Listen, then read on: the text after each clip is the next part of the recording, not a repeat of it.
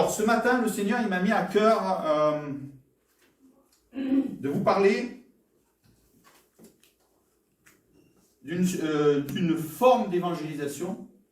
Alors, je sais que quand on dit évangélisation, il y en a qui disent « Oh, moi je suis timide, j'aime pas trop aller dans la rue, on est tous comme ça, on est un peu craintifs, aller comme ça, là, vers un inconnu, brûle pour point, et lui dire « Jésus t'aime » et tout.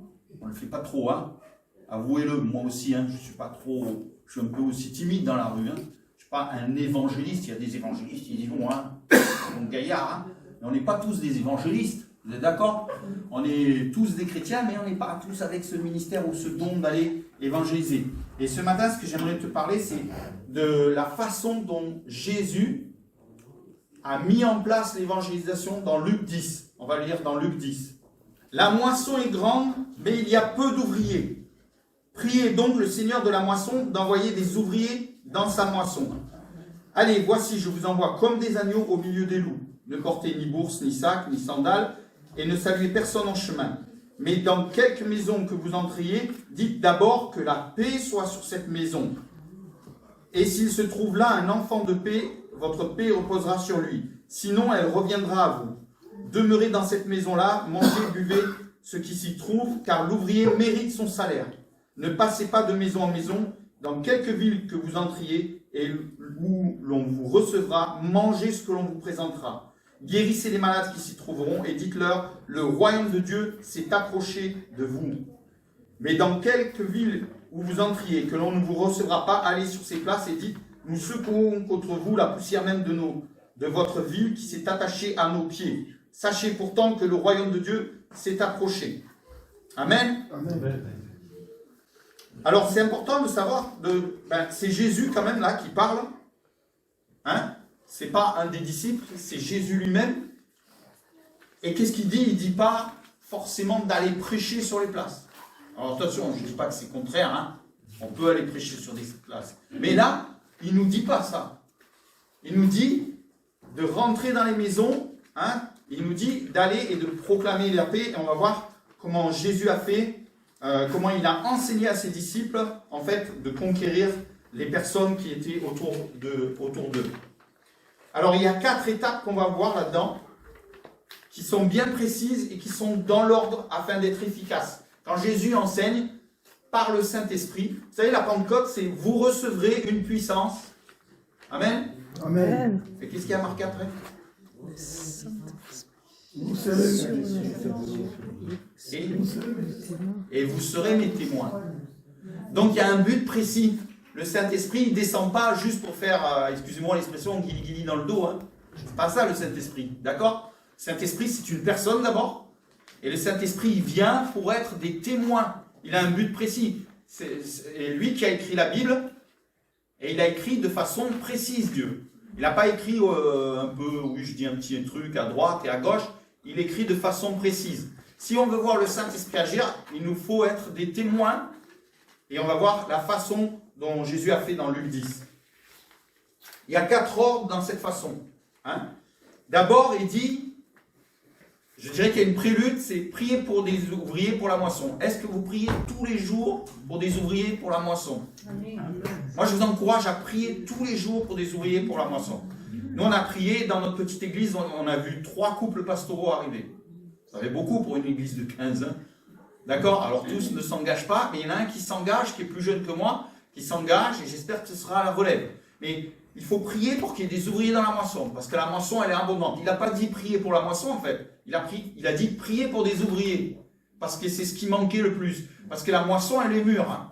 On voit des ouvriers dans la moisson, il manque d'ouvriers, il manque d'hommes et de femmes sérieux qui vont prendre le travail à bras le corps, et qui vont dire, on va se lever pour qu'on puisse s'occuper peut-être d'un petit troupeau, pour qu'on puisse s'occuper de témoigner simplement autour de nous. Il n'a pas dit d'aller en Chine si autour de nous on n'arrive pas à faire les choses.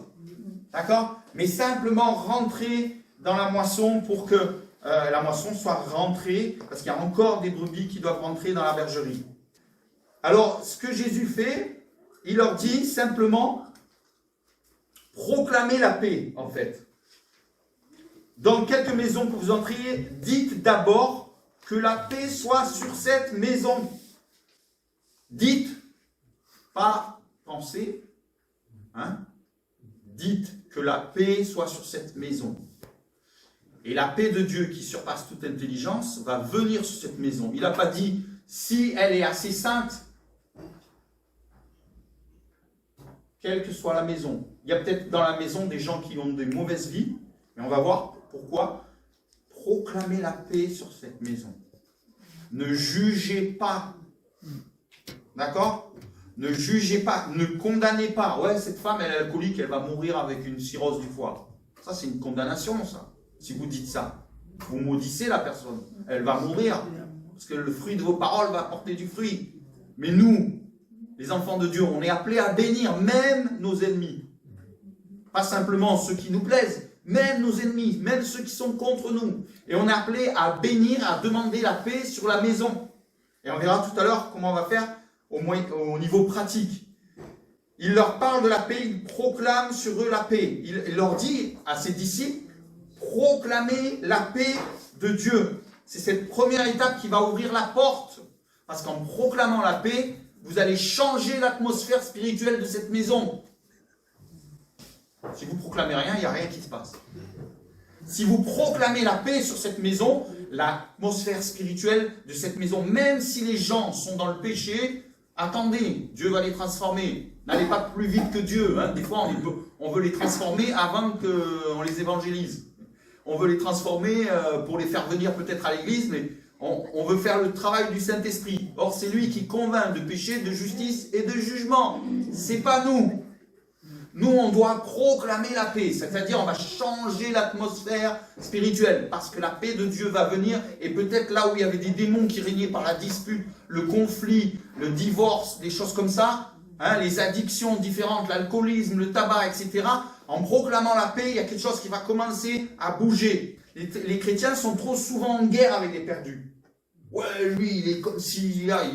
Même des fois, on se dit, je ne vais pas lui annoncer l'évangile parce que ça ne sert à rien. Mais qu'est-ce que vous en savez que ça ne sert à rien? Le plus dur, hein, on a déjà vu des prostituées se convertir, on a vu des drogués se convertir, parce que pour Jésus, c'est rien tout ça. Il peut l'enlever facilement. Mais Jésus, lui, il était connu pour être l'ami des pécheurs. Est-ce que tu as perdu cette habitude d'aller manger avec les pécheurs? C'est pas parce que tu manges avec eux, tu participes à leur péché. Tu manges avec eux parce que tu es leur ami et que Dieu t'a demandé d'être leur ami. D'accord? Tu peux être à côté de gens qui ont des péchés évidents dans leur vie. Mais si tu ne les juges pas, que tu les aimes, hein, ils vont être touchés dans leur cœur. Ils vont se dire, lui, c'est pas un religieux. Lui, c'est quelqu'un qui m'aime. Nous devons les bénir et donc cesser de les maudire. Hein? Oui, cette fille, elle est en concubinage. Elle ne s'est pas mariée. Oui, mais peut-être parce que cette époque, aujourd'hui, nous dit que les gens peuvent être en concubinage comme ça. Mais ne les jugez pas. Un jour, elle se mariera. Aimez-la d'abord. Aimez cette personne. Il y a un proverbe dans Proverbe 11 qui est important. Par la bénédiction des hommes droits, la ville s'élève. Mais par la bouche des méchants, elle est renversée. Qu'est-ce que vous voulez faire? Élever Arles ou la renverser? Élever Arles. Amen. Par la bénédiction des hommes droits. Il y a des hommes et des femmes droits ici? Oui. Amen. Je pense tout le monde, puisqu'en Jésus-Christ, on est droit. On est devenu droit. D'accord? Est-ce que vous bénissez cette ville? Est-ce que vous demandez la paix de Dieu? Si vous voyez des quartiers où il y a peut-être des quartiers difficiles, de vente de drogue, est-ce que vous bénissez ces quartiers? Pour que Dieu vienne et fasse sa justice et que le méchant soit arrêté, hein, et que la paix de Dieu revienne dans ces quartiers. Important, c'est vous, les hommes droits, les femmes droites. C'est vous qui bénissez la ville. Parce que les méchants ne le feront pas, eux, ils feront le contraire. Hein. Mais vous pouvez changer le sort d'Arles ou des villes où vous habitez aux alentours. Vous pouvez littéralement changer. Il suffit d'un homme qui se tienne à la brèche. Et Dieu, il dit souvent, je cherche un homme qui se tienne à la brèche, ou une femme, hein, qui se tienne à la brèche. Pas un homme qui condamne ou qui juge, un homme qui se tienne à la brèche et qui dit, Seigneur, bénis cette ville, fais grâce, pardonne le péché. Hein? Vous savez pourquoi il y a des sécheresses? C'est une conséquence du péché. C'est clairement dans la Bible. Chaque fois qu'il y avait trop de péché dans un peuple, il y avait des sécheresses qui arrivaient. Dieu envoyait des sécheresses. Et même pendant 3 ans, au temps d'Élie, 3 ans et demi même. quelque chose de lourd. Mais s'il n'y a personne pour demander pardon pour les péchés de la ville, qui le fera? Hein? Je vous encourage à le faire. Donc Jésus, il dit, proclamer la paix sur la maison. C'est aussi neutraliser les gens, les démons qui aveuglent les gens. On va lire dans 2 Corinthiens 4. C'est surtout pour nous dire, au verset 3, on va dire, est-ce que ça vous est déjà arrivé de parler de l'évangile et vous voyez que la personne, elle ne comprend rien du tout? Vous voyez que la personne, elle a comme des murs. Mais c'est normal. Il est dit dans le Corinthiens, si notre évangile est encore voilé, il est voilé pour ceux qui périssent, pour les incrédules, dont le Dieu de ce siècle a aveuglé les pensées, afin qu'ils ne voient pas resplendir le glorieux évangile de Christ, qui est l'image de Dieu. Amen. Alors le Dieu de ce siècle, c'est qui? C'est le diable, c'est les démons. Mais quand vous allez commencer à proclamer la paix sur vos voisins, sur vos proches qui ne sont pas à Jésus, ça va détruire l'aveuglement petit à petit. Hein, je vais vous témoigner tout à l'heure ce que ça a fait dans ma famille. Ça va détruire l'aveuglement. Ce n'est pas en leur faisant la leçon que vous allez détruire l'aveuglement. C'est en priant et en les bénissant. Parce qu'on a tous fait les erreurs. Ouais, on leur fait la leçon. Ouais, tu devrais être chrétien, tu devrais tu devrais marcher comme ça, machin et tout. Et qu'est-ce que ça fait? Le résultat, il est souvent nul. Hein. D'accord? Il y en a qui se convertissent des fois parce qu'ils ont peur, parce qu'on leur parle de l'enfer. Alors on dit qu'ils se convertissent parce qu'ils ont peur de l'enfer, mais ils ne connaissent pas l'amour de Dieu. Est-ce que c'est ça qu'on veut? Non. On veut qu'ils connaissent l'amour de Dieu. Donc on est là pour neutraliser les démons qui aveuglent les gens. Je t'ai pris du milieu de ce peuple et des païens vers qui je t'envoie pour leur ouvrir les yeux, afin qu'ils se détournent des ténèbres vers la lumière et du pouvoir de Satan vers Dieu, et qu'ils reçoivent le pardon des péchés et un héritage avec ceux qui sont sanctifiés par la foi en moi. C'est Jésus qui parle. Il dit qu'il y a un aveuglement, et il dit que cet aveuglement, il doit être ôté. Hein? Notre prière, ça doit être ça. Seigneur, déchire le voile qui est sur un tel que vous connaissez. Déchire l'aveuglement, enlève ces ténèbres pour qu'ils comprennent. Parce que si vous leur parlez de l'évangile sans avoir fait ça dans la prière, qu'est-ce qui se passe? Ils sont aveuglés, ils sont dans les ténèbres, ils ne comprennent pas l'évangile. Pour eux, Jésus, c'est quelqu'un qui est sur une croix, d'accord? L'image traditionnelle en France, c'est un Jésus toujours sur la croix. Il est toujours sur la croix et il est mort. Il est le Messie souffrant, mais il ne voit pas le côté glorieux, ressuscité ou très peu. Alors que ça ne s'est pas arrêté à la croix, heureusement. Il est ressuscité, il est glorieux, et en plus, il nous a envoyé le Saint-Esprit pour ne pas être orphelin. Amen. La paix que vous avez priée sur les gens, elle va descendre sur les gens. Et ils vont le sentir. Cette paix de Dieu, ils vont le sentir. Ils vont dire, peut-être qu'ils vont dire, toi, tu as quelque chose de spécial. Ou peut-être qu'ils vont vous dire, toi, tu as un bon karma. Hein. Vous savez, maintenant, les New Age, là, ils disent, tu as un bon karma ou un bon ceci, ou je ne sais pas quoi. Des bonnes ondes. Des bonnes ondes. Vous avez entendu ça? Hein? Pourquoi? Parce qu'ils sentent la paix de Dieu qui vient sur eux. Si vous proclamez ça, la paix de Dieu va venir sur eux, va reposer sur eux, au point où ils le sentiront. Hein? Et où ils auront envie même, ça va commencer à provoquer, parce que le voile va commencer à se déchirer, ça va provoquer l'envie de parler avec vous. Et ils ne vous diront pas tout de suite qu'ils veulent parler de Dieu, mais ils auront envie de lier connaissance avec vous, lier amitié avec vous. Hein? Il y aura quelque chose qui va toucher vraiment leur cœur, parce que Dieu sera à l'œuvre, parce que vous avez proclamé la paix de Dieu sur leur vie. Alors la paix, c'est un terme général, mais vous pouvez proclamer l'amour de Dieu, parce que c'est la paix aussi, hein, la joie de Dieu, vous pouvez proclamer toutes ces choses. Proclamer, bénir. Amen.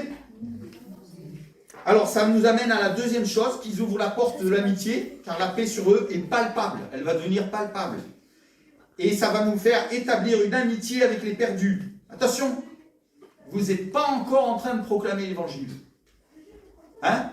Nous, on fait le contraire, on proclame l'évangile et on s'étonne que les gens refusent. Pourquoi? On n'a rien préparé spirituellement. L'atmosphère spirituelle de cette famille n'a pas été changée. Et on doit la changer avant de parler du message de l'évangile. On va y venir au message parce qu'il y est quand même. Hein? Donc, c'est établir une amitié avec ces perdus. Invitez-les à manger avec une affection sincère. Ce n'est pas une embuscade. Hein? Entre la poire et le café, je vais leur parler de Jésus. Non. Moi, il y a eu des repas que j'ai fait avec des inconvertis, je n'ai pas parlé de Jésus. ne suis pas coupable pour autant. J'attends le bon moment. Amen. D'accord? Et après, il y a des choses qui se passent. Et après, on peut parler de Jésus. Au bout de plusieurs conversations. Voire de plusieurs repas. D'accord? Mais on n'est pas là pour sauter sur les gens. On est là pour les bénir. On est là pour leur donner de l'amour. Hein? Il y en a même qui vont, eux, vous inviter, eux. Et Jésus, qu'est-ce qu'il fait? Il va manger chez Zachée. Ah, Zachée, c'était un voleur, hein, avec les impôts, tout ça, il trafiquait, il était corrompu, sans doute. Et pourtant, il dit, Zachée, je veux venir manger chez toi. Il ne dit pas, quand tu seras parfait, quand tu auras tout rendu, ce que tu as volé. Hein? Je vais aller manger chez toi. Il n'est pas comme ça, Jésus. Jésus d'emblée, il dit, je veux aller manger chez toi. Je dois manger chez toi même. Amen. Amen. Et après, Zachée rembourse tout ce qu'il avait volé. Il a été transformé après, parce qu'il a d'abord eu l'amour de Dieu. Et nous, on doit être comme ça. Avec les perdus, on doit être dans l'amour de Dieu. Ne jugez pas, ne condamnez pas. Soyez dans l'amour. Amen. Il y a l'établissement d'un vrai échange en profondeur sur les besoins aussi qui vont se faire. Parce que quand vous allez discuter avec les gens, vous avez déjà dit, oh ben, il m'a tout raconté toute sa vie. Parce qu'ils savent que quelque part, ils peuvent faire confiance. Ils savent qu'ils peuvent vous parler de ce qui leur pèse, de ce qui leur fait mal. Et c'est là où Dieu va intervenir. C'est là où Dieu va intervenir. Et ça, c'était vraiment la deuxième étape. Établir un lien. Ici, il parle de maison, Jésus, dans Luc 10. C'est pas pour rien. Parce que la maison, c'est déjà intime. La maison, c'est déjà un lieu où on n'invite pas n'importe qui. Vous êtes d'accord? On invite déjà des gens à qui on a confiance. On fait confiance. Donc, on les invite à venir manger chez nous parce qu'on a déjà une confiance qui a commencé à grandir. La troisième chose, c'est que maintenant, c'est s'inquiéter de leurs besoins et prier pour leurs besoins. Quand ils partagent leur vie de cœur à cœur, hein, parce qu'ils ont une preuve tangible que vous êtes réellement intéressés à leur vie. Ne faites pas semblant, intéressez-vous. Dites à leur vie et à leurs besoins dans la conversation autour de ce repas. Et vous pouvez seulement dire, tu sais, moi, je serais tellement heureux de prier pour toi. Attention, si vous le dites, il faut le faire. Hein. Ok? Mais je serais tellement heureux de prier ou d'intercéder pour toi. Intercéder, ils ne connaissent pas les gens. Hein. Mais prier, ils savent. Et prier, ils sont sensibles, les Français. Parce qu'ils savent, la plupart sont catholiques d'origine, d'accord? Et même s'ils sont musulmans, même s'ils sont bouddhistes, la prière, ça veut dire quelque chose. Ça veut dire, je vais m'adresser à quelqu'un de plus grand que nous tous, et qui va intervenir. Et vous promettez la prière, mais pas la réponse. Pourquoi je dis ça? Parce que souvent, nous, on dit, si je vais prier pour lui, il faut qu'il y ait absolument une réponse. Non, c'est Dieu qui donne la réponse. C'est le Saint-Esprit qui donne la réponse. C'est pas vous. Parce que si vous comptez sur vous et que vous avez peur qu'il n'y ait pas de réponse, ça veut dire que vous comptez sur vos forces. Mais si vous comptez sur le Saint-Esprit, vous inquiétez pas, il va agir. Amen. Amen. Croyez-le, du moins croyez-le. Hein? Promettez la prière et non la réponse, ça appartient à Dieu. Tôt ou tard, notre intervention dans la prière fera son chemin. Soyez juste patients. Des fois, ça peut durer plusieurs semaines, ça peut durer plusieurs mois. On prie pour quelqu'un, on le bénit, on appelle la paix de Dieu sur lui. Et tout à coup, il se passe quelque chose. Je vous raconterai un témoignage pour ma famille. Nous, on est un peu comme l'ami du président. Hein? Vous êtes l'ami de Dieu. Hein? Jésus, il a dit, je vous ai appelé mes amis. Je vous appelle mes amis plus. Hein? Donc, vous êtes l'ami du président suprême. Vous êtes l'ami de Dieu. Vous pouvez lui apporter tous les cas qui se présentent devant vous. Et Dieu vous entend, vous, parce que vous êtes justifiés par le sang. Parce que vous avez cru, vous êtes purifiés, vous n'êtes plus séparés de Dieu. Donc, vous pouvez apporter. Tu vois là, mon voisin là, bah, il est alcoolique, Seigneur, viens l'aider. Je proclame la paix de Dieu sur lui. Viens l'aider, tu vois. Lui, là-bas, il est au chômage. Seigneur, viens lui donner un boulot. Je pense que vous l'avez déjà vécu, ça. Amen. On est là pour bénir et changer. On est le sel et la lumière. Amen. Et le sel, c'est là où il devient, commence à devenir, il a du goût. Parce qu'on est en train de changer la situation pour la personne. Donc, on est l'ami du président et on peut aller au président et dire, ah Seigneur, il faut que tu interviennes. Les non-croyants, ils savent que Dieu a une solution. Même des fois, les athées, ils savent que... Ils ne le disent pas par fierté, par orgueil. mais ils savent qu'il y a quelque chose de supérieur. Parce qu'ils le voient dans la création, d'accord? Ils savent qu'il y a quelque chose, c'est pas normal. Le chaos, il ne peut pas faire une planète organisée comme elle était. On peut pas faire une planète avec du chaos, d'accord? Et c'est important de comprendre que les non-croyants, ils savent qu'il y a Dieu, mais qu'il y a une solution, mais ils n'ont pas son téléphone, entre guillemets. Ah, ils ne peuvent pas l'appeler Dieu. C'est vous qui avez le téléphone de Dieu. Parce que vous savez qu'il faut faire au nom de Jésus. Vous devez prier au nom de Jésus. Ça, c'est le bon numéro. Hein. Amen. C'est au nom de Jésus. Et les priorités de Dieu sont d'exaucer les perdus. Combien de fois on a vu des guérisons, des choses, parce qu'on allait en évangélisation. Et beaucoup moins dans l'église. Pourquoi? Parce que quelque part, Dieu nous dit, occupez-vous des perdus. Vous êtes déjà sauvés. Gloire à Dieu, on est sauvés. Merci Seigneur. On pourra l'adorer toute notre éternité pour ça. Donc la quatrième chose, on va le lire, relire. Guérissez les malades qui s'y trouveront et dites-leur, le royaume de Dieu s'est approché de vous. Guérissez les malades. Ah, pas évident ça, hein? Pourtant c'est leur besoin. S'il y en a qui sont malades, commencez à les bénir et vous verrez plus tard un changement dans leur santé même.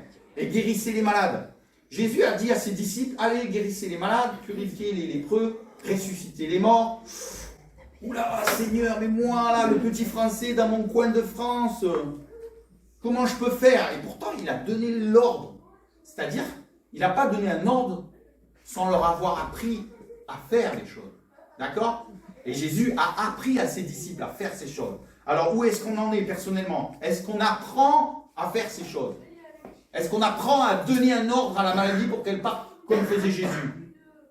Là, moi, je vous mets au défi. Si vous n'y êtes pas encore, allez-y, apprenez. Dieu nous défie d'apprendre à faire ce que Jésus a donné à ses disciples. Et tout le monde, voici ceux qui auront cru en mon nom, ils chasseront les démons, ils guériront les malades. Hein. Amen. Vous êtes dans les priorités de Dieu. Guérissez les malades, en fait, c'est les besoins. Allez-y, Jésus est venu pour sauver et pas pour condamner. Vous avez vu des fois des inconvertis qui sont guéris. Pourtant, ils ne se sont pas convertis. Il y en a même qui ont été guéris dans des campagnes et ils ne sont jamais venus à l'église. Ils sont repartis dans le monde. Mais ça, ce n'est pas votre problème. Vous êtes là pour bénir, bénir, bénir, bénir. Et dans le lot, il y en a qui vont se convertir, qui vont venir à Jésus. Mais c'est important d'être dans cette priorité de Dieu. Il a vraiment envie de vous exaucer, croyez-le. Alléluia. Amen. Il y a une femme qui avait, ça c'est un témoignage que j'ai entendu, une femme qui avait fait ça, elle avait béni sa voisine qui était malade, qui ne pouvait même pas sortir de chez elle, elle était presque paralysée au lit, elle était vraiment bloquée. Et avec des amies chrétiennes, cette femme, elle a fait une petite réunion de prière, 2 ou 3, et elles ont commencé à bénir cette femme. Elle n'a même pas pu lui parler, ils ont béni cette femme, chaque fois qu'ils se réunissaient, ils bénissaient, et la femme qui priait, la chrétienne, elle bénissait tous les jours cette femme. Et un jour, ils étaient réunis et elle entend toquer à la porte. Toc, toc, toc. Et elle ouvre la porte et c'est cette voisine qui ouvre la porte et qui dit « Je sais que ils n'avaient rien dit. Je sais que vous m'avez béni et voilà, je suis guéri. Et maintenant, je veux connaître votre Dieu. » Amen. Amen. Vous voyez que ça peut aller loin. Moi, j'ai fait ça. Alors, l'histoire personnelle, c'est que j'ai fait ça avec mon frère qui était éloigné de Dieu. D'accord? J'ai commencé à le bénir. Seigneur, je ne voyais rien. Je bénissais. Et je voyais mon frère de temps en temps dans l'année. Et un jour, il vient là, c'était en juin ou juillet, il vient à un barbecue. Alors, un barbecue, c'est pas une réunion spirituelle spéciale, hein? On était, vous êtes d'accord, hein, on fait un petit barbecue, les merguez, tout ça. Allez, et les femmes, ils étaient à la cuisine, et nous deux, on était au barbecue. Et on commence à parler comme ça, et ouais, tout. Et c'était l'atmosphère de joie, on n'avait pas du tout prévu quoi que ce soit. Et tout à coup, je vois mon frère qui commence à sangloter. Il commence à pleurer.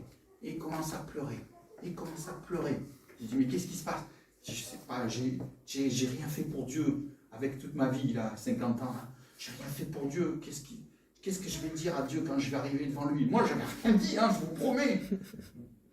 J'avais rien dit. Je dis, il commence à pleurer, il sanglote comme un petit. Et tout ça, c'est parce que des mois avant, j'avais commencé à le bénir. Donc si vous avez quelqu'un de votre famille qui s'est éloigné de Dieu, commencez à le bénir, commencez à invoquer la paix de Dieu et faites confiance que le Saint-Esprit qui a été envoyé à la Pentecôte, il va travailler pour vous. Et ça va être extraordinaire. Amen. Alors, la quatrième étape. Vous avez apporté la paix et les bénédictions, d'accord, dans la prière. Vous avez témoigné une affection protectrice, fortifiante, véritable. Vous avez prié pour leurs besoins. Et vous allez voir les miracles. On lira un verset par rapport à ça tout à l'heure. Et ils vont se demander automatiquement, vous voyez, le terrain est préparé, l'atmosphère spirituelle est changée, et les gens commencent à se poser des questions. Et qu'est-ce qu'ils vont dire? Mais qui est ce Dieu qui m'aime? Et un jour, ils vont vous poser la question. Et toi, tu m'as dit que tu priais pour mes besoins, mais c'est qui ce Dieu-là? Par qui tu pries, que je vois des changements dans ma vie? Et là, c'est une autoroute, mes amis. Vous allez pouvoir leur annoncer l'évangile. Moi, j'ai fait ça avec un voisin. Il m'a invité à la maison avec Isabelle, avec sa femme. Eh bien, on a vu ces gens aussi être touchés, pleurer et demander qu'est-ce qu'il fallait faire. On leur a annoncé l'évangile. Alors, il y a une chose qui est importante. Qu'est-ce qu'il dit là? Le royaume s'est approché. Là, le royaume s'est approché de... Est-ce que vous comprenez la différence entre vous amenez les gens au royaume et le royaume s'est approché de vous? La plupart du temps, les chrétiens, qu'est-ce qu'on fait? On essaye d'amener les gens à l'église, on essaye d'amener les gens au royaume, et Jésus dit le contraire. Il dit le royaume de Dieu s'est approché de vous. Pourquoi il dit le contraire? C'est parce qu'en priant pour eux, en les bénissant, en priant pour leurs maladies et qui sont guéris, vous amenez, c'est vous qui amenez le royaume de Dieu chez eux. Amen. Et quand vous allez amener le royaume dans leur maison, qu'est-ce qui va se passer? Ben, les gens ils vont être touchés et ils vont vous demander. Après, la conversion, c'est eux. Mais ils seront tellement prêts. D'accord? Et moi, je vous mets au défi de le faire. Chaque fois que je l'ai fait, j'ai vu des bons résultats, des bons fruits. Alléluia. C'est vous qui amenez le royaume.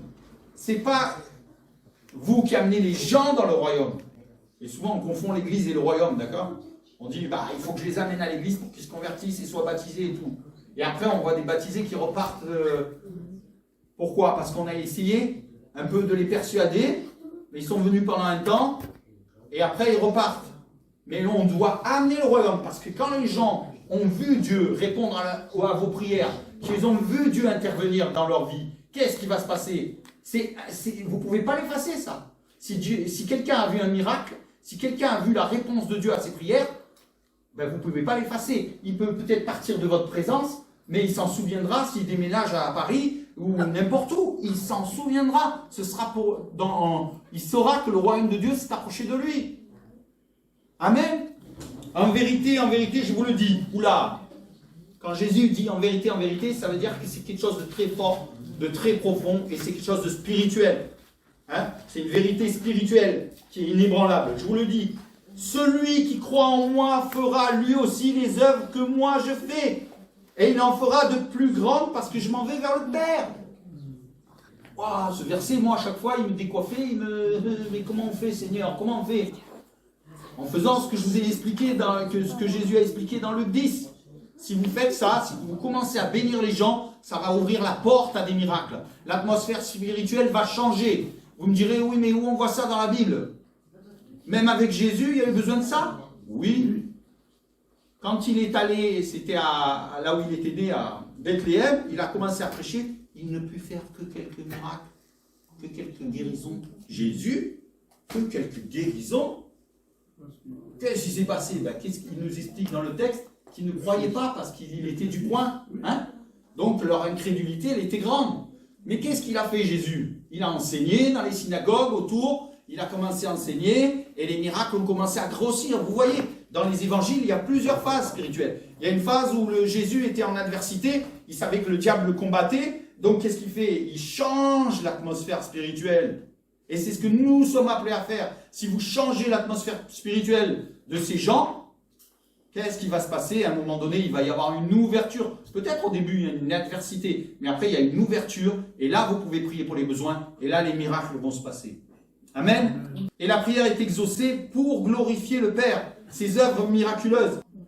Et tout ce que vous demanderez en mon nom, je le ferai, afin que le Père soit glorifié dans le Fils. Si vous demandez quelque chose en mon nom, je le ferai. Les deux versets là, c'est la prière. C'est ce que je vous ai expliqué tout à l'heure. Si vous commencez à proclamer la paix de Dieu, l'amour de Dieu, donc vous priez pour ces gens, vous intercédez pour ces gens, qu'est-ce qui va se passer? Vous ferez les mêmes œuvres que Jésus, et même de plus grandes. D'accord? Apprenez à le faire et exercez. Je voulais finir par ça. Sachez que la miséricorde précède la grâce, qui précède la vérité. Et nous, souvent, vous vous rappelez, la parole a été faite chair et elle a habité parmi nous, pleine de grâce et de vérité. Il n'a pas dit pleine de vérité et de grâce. Et le Seigneur, il est précis. Il dit les choses précisément, il les dit dans l'ordre. Amen. Il dit quoi? Il dit d'abord la grâce. Mais qu'est-ce qu'il dit aussi? Il dit aussi que la miséricorde précède la grâce. C'est-à-dire, c'est quoi la miséricorde? C'est l'amour en action. Si vous aimez les gens en action, il va y avoir la grâce qui va descendre. Le message de la grâce va être reçu. Et après, la vérité va les transformer. Amen. Normalement, nous, les chrétiens, des fois, on veut transformer les gens. Alors, il faut que tu sois bien, impeccable, petit costume, cravate, avant d'aller à l'église. Que tu sois parfait, plus de péché, plus rien. Non! C'est pas ça. D'abord, la miséricorde. D'abord, des actions d'amour. Amen? Amen. Le voisin, il a besoin de... La petite dame, elle ne sait pas trop marcher, elle est seule. Va la visiter, apporte-lui un petit gâteau. C'est simplement ça, la miséricorde. Fais preuve de miséricorde. Et la miséricorde, c'est tu donnes sans attendre en retour. Si tu donnes quelque chose à ton voisin pour qu'il te le rende la semaine prochaine, ça ne sert à rien. C'est pas de la miséricorde. La miséricorde, c'est je donne de l'amour, je donne de l'amour. Jésus, il est venu par miséricorde. Il a dit, je donne ma vie, je donne mon sacrifice pour que vous soyez sauvés. J'attends pas de retour. Si vous ne vous croyez pas, c'est notre problème. Hein? Mais lui, il donne de la miséricorde. Et si les chrétiens commencent à donner de la miséricorde autour d'eux, vous allez voir que ça va être facile après d'annoncer la grâce. Le message de la grâce, il va couler après. Il va jaillir et vous pourrez leur dire parce que vous avez fait preuve de miséricorde et leur cœur va s'ouvrir. Et après, quand ils vont commencer à marcher avec Dieu, nous on a vu ce couple-là qui était venu pendant 1 an et demi dans le groupe de maison, ce couple il s'est transformé par Dieu. Un jour ils vous disent, ah mais alors il ne faut plus prier les saints. Ah mais alors, et c'est eux qui vous le disent, c'est pas vous qui dites, surtout il ne faut pas faire ça, il ne faut pas faire ça. Ça c'est religieux. Laissez faire le Saint-Esprit, c'est lui qui transforme. Ne prenez pas la place de Dieu, d'accord? C'est lui qui transforme. Et une dernière chose vraiment concluante, c'est que, alors là, ça nous défie, hein, nous les Français. Ah là là. C'est que la puissance précède la sagesse. Ah, 1 Corinthiens 2. D'abord au 3, moi-même j'étais auprès de vous dans un état de faiblesse. Hein, c'est Paul qui parle. Un état de faiblesse, de crainte et de grand tremblement. Le grand Paul, l'apôtre Paul. Hein? Ma parole et ma prédication ne reposaient pas sur des discours persuasifs de la sagesse, mais sur une démonstration d'esprit et de puissance, afin que votre foi ne soit pas fondée sur la sagesse des hommes, mais sur la puissance de Dieu. Amen. Amen. Et c'est ce que je vous ai dit tout à l'heure. Quand vous priez pour les besoins, ils vont voir la puissance de Dieu dans leur vie. Et leur foi ne va pas être fondée sur ce que vous leur avez dit, mais sur ce qu'ils ont vu. Ils auront vu la puissance de Dieu dans leur vie. Et qu'est-ce que ça va faire? Ça va leur fonder une foi beaucoup plus solide que si c'est en écoutant simplement nos discours. Parce que nos discours, vous pouvez des fois convaincre quelqu'un, mais c'est laborieux. Tandis que si vous lui montrez que Dieu existe et qu'il l'aime et qu'il est en train d'exaucer dans sa vie un problème, de résoudre un problème, la personne, elle sait que sa foi est fondée sur quelque chose. Elle l'a vu dans sa vie. Amen. C'est pas parce que Thomas a dit, vous savez, Thomas, il a dit, je croirai quand j'aurai vu, hein, entre guillemets, et Jésus lui a pas refusé les signes, il lui a montré ses mains. C'était les signes qu'il était le Fils de Dieu, ressuscité, crucifié d'abord et ressuscité. Important, il n'a pas refusé ça.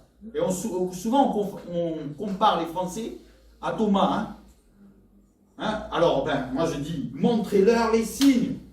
Parce que Jésus n'a pas refusé les signes. Donc la puissance précède la sagesse, ça précède les miracles, les interventions divines, précède l'enseignement. D'accord? L'enseignement, c'est pour plus tard. L'enseignement, c'est enseigner la vérité pour transformer.